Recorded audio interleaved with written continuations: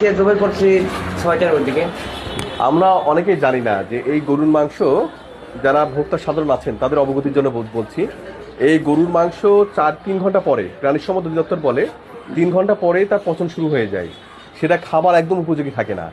সুতরাং আপনারা যখন গরুর মাংস ক্রয় করবেন, এই যে এখানে একটা ছিল আছে, কয়টার দিকে তারা জবাই করেছে সেই সময় থেকে আপনারা 3 ঘন্টা মিলাই নেবেন।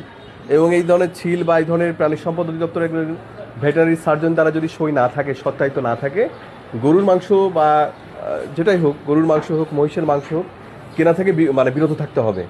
আপনাদেরকে তো আমি আগেও বলে গেছি যে 3 ঘন্টার পরে থাকবেন না, ফ্রিজে রেখে দিবেন।